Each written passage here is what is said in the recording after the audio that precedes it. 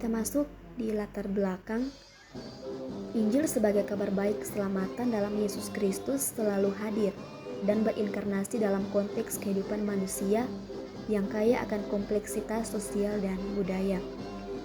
Oleh karena itu, pewartaan Injil tidak dapat dilepaskan dari konteks budaya lokal tempat Injil disampaikan, supaya pesan keselamatan dapat dipahami dan dihidupi secara nyata oleh umat.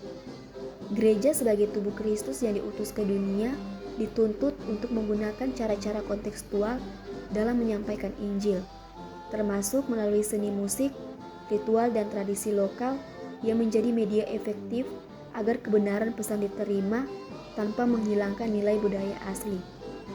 Kontekstualisasi ini penting agar pesan Injil bermakna dan terhindar dari sinkretisme yang merugikan kemurnian Injil. Adaptasi terhadap ritual dan tradisi lokal juga berfungsi sebagai jembatan komunikasi yang mempertahankan identitas budaya masyarakat sekaligus menyampaikan nilai spiritual dan moral dari Injil dengan jelas.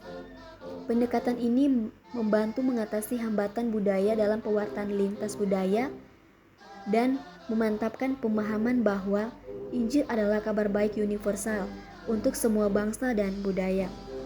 Dengan demikian, gereja dan para pewarta Injil ditantang untuk bijaksana dalam memilih dan mengintegrasikan elemen budaya lokal dalam ibadah, serta kehidupan jemaat sebagai bagian dari misi penginjilan dan pembaruan komunitas.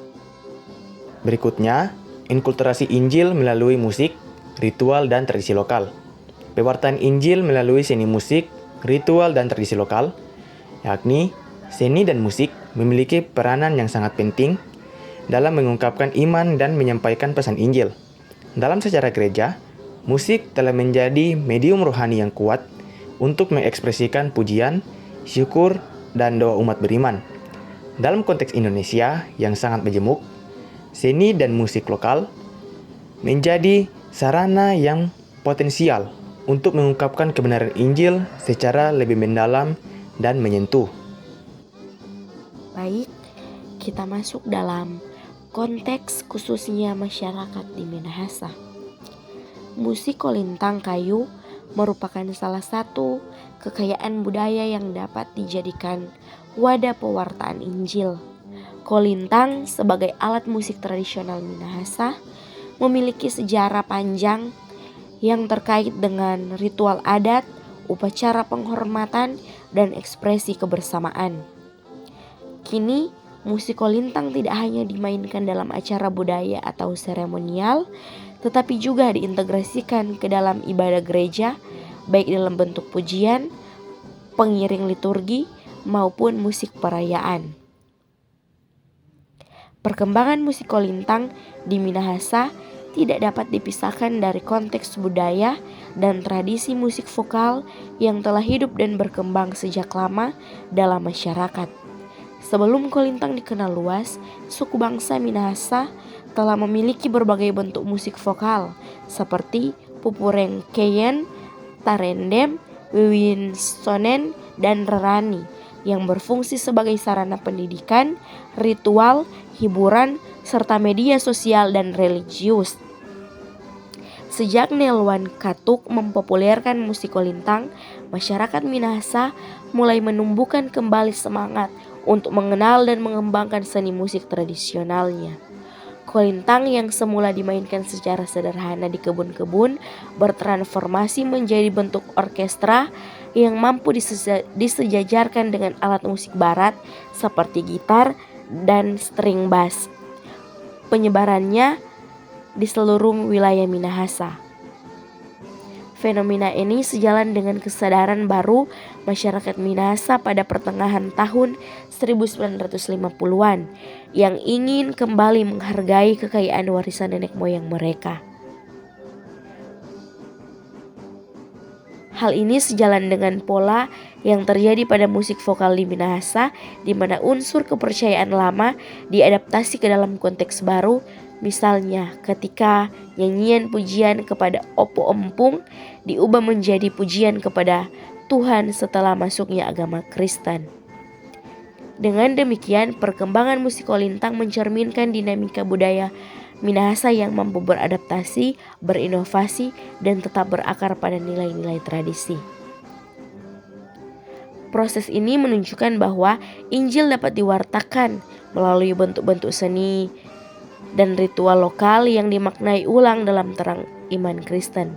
Misalnya, nyanyian rohani yang diiringi kolintang tidak hanya menambah nilai estetika dalam ibadah, tetapi juga menciptakan pengalaman spiritual mendalam bagi umat karena menyentuh sisi emosional dan kultural mereka. Dengan demikian, pewartaan Injil tidak hanya terjadi melalui kata-kata, tetapi juga bunyi, harmoni, dan ekspresi tubuh yang lahir dari tradisi lokal. Selanjutnya kita masuk dalam tantangan dan peluang inkulturasi Injil dalam seni, musik, ritual, dan tradisi lokal. Nah, di sini ada 2 poin, yaitu peluang dan tantangan. Dan kita masuk di materi peluang. Inkulturasi Injil dalam seni dan budaya lokal membawa peluang besar bagi gereja, tetapi juga tidak terlepas dari tantangan yang serius.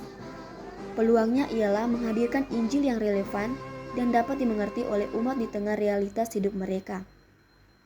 Gereja yang mampu berinkulturasi akan menjadi gereja yang benar-benar mendarah daging dalam budaya umatnya. Dengan demikian, iman Kristiani tidak lagi tampak sebagai ajaran asing yang dibawa dari luar, tetapi sebagai bagian dari kehidupan dan identitas masyarakat setempat. Dalam hal ini, kolintang sebagai ekspresi budaya Minahasa dapat berfungsi sebagai jembatan antara iman dan kebudayaan. Suara dan getarannya menyatukan nilai spiritual dan kebersamaan yang menjadi inti kehidupan Minahasa dengan pesan kasih Kristus yang universal. Namun demikian, tantangan besar muncul dalam membedakan antara inkulturasi dan sinkretisme. Inkulturasi yang benar tidak berarti mencampur padukan iman Kristen dengan unsur kepercayaan lama secara sembarangan, tetapi mengkaji dan menafsirkan kembali simbol budaya dalam terang Injil.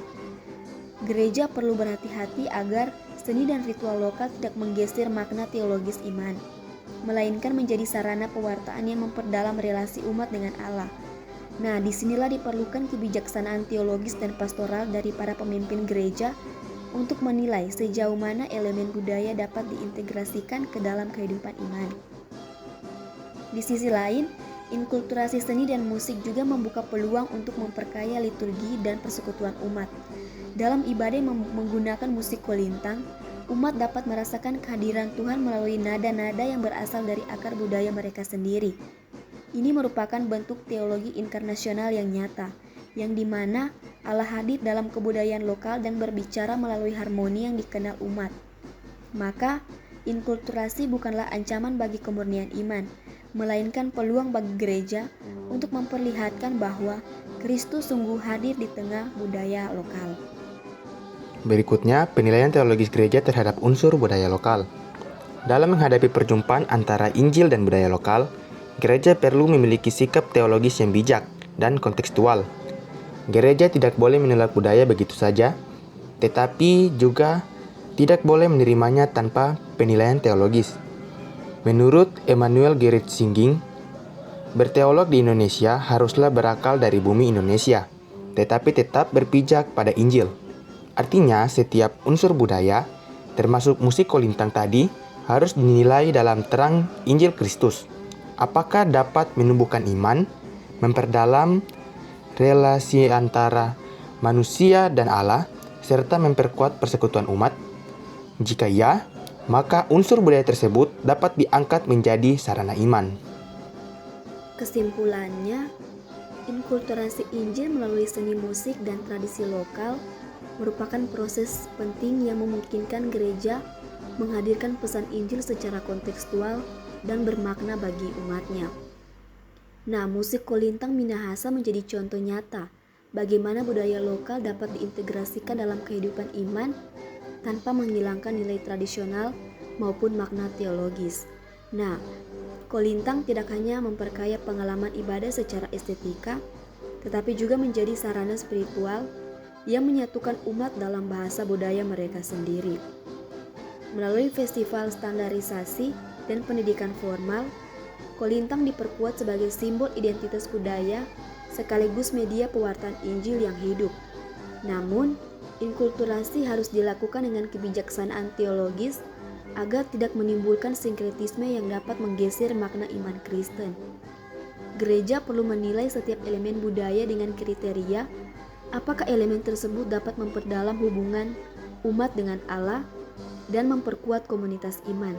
Dengan demikian, inkulturasi Injil dalam seni dan musik lokal seperti kolintang menjadikan pewartaan Injil sebagai pengalaman hidup yang terpadu dengan tradisi budaya, sehingga gereja dapat mendarah daging dalam masyarakat dan menunjukkan bahwa Injil dapat berkembang harmonis dengan kekayaan budaya setempat.